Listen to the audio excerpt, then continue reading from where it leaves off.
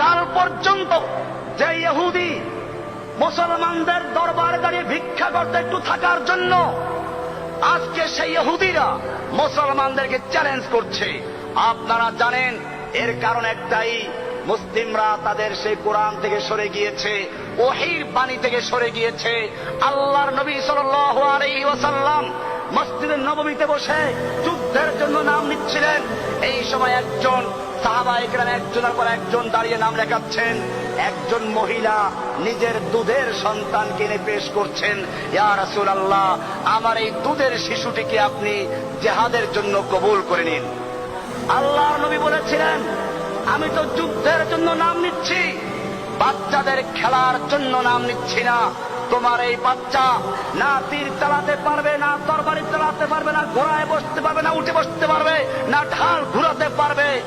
ওই মহিলা তখন বলেছিল, ইয়া রাসূলুল্লাহ, আমিও জানি আমার এই দুধের শিশু তীর চালাতে পারবে না, আমার এই দুধের শিশু তরবারি চালাতে পারবে না, আমার এই দুধের শিশু ঘোড়ায় বসতে পারবে না, আমার এই দুধের শিশু ঢাল ঘুরাতে পারবে না।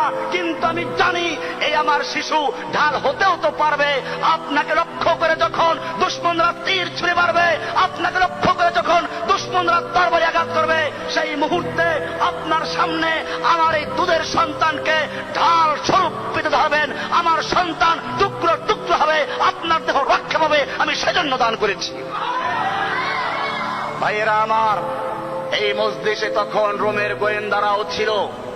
সেই গোয়েন্দারা গিয়ে রোম সম্রাটকে বলল, খবরদার মুসলমানদের সঙ্গে যুদ্ধ করে বিজয় লাভ করার স্বপ্ন দেখো না।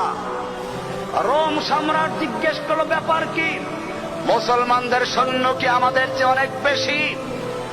গোয়েন্দারা বলল, না, সৈন্য তাদের অনেক কম। বলে, তাহলে তাদের কি অস্ত্র অনেক বেশি? বলে, না, তাদের অস্ত্র নেই।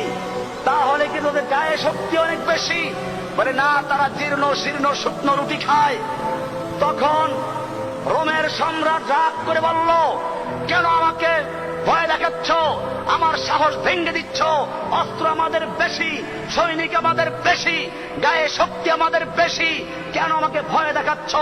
রোমের গোয়েন্দারা বলেছিল, সম্রাট জাহাপনা, অস্ত্র তোমার বেশি হতে পারে, তোমার সৈন্য সংখ্যা বেশি হতে পারে, শক্তি তোমাদের গায়ে বেশি হতে পারে, কিন্তু জেনে রাখো, তোমার সৈনিকদের কাছে সুন্দরী নারী আর যুবতী যত বেশি প্রিয়, আর মদের পেলা যত বেশি প্রিয়, মুহাম্মাদের সৈনিকদের কাছে আল্লাহ রাস্তায় জীবন দেওয়া তার চেয়ে বেশি প্রিয়।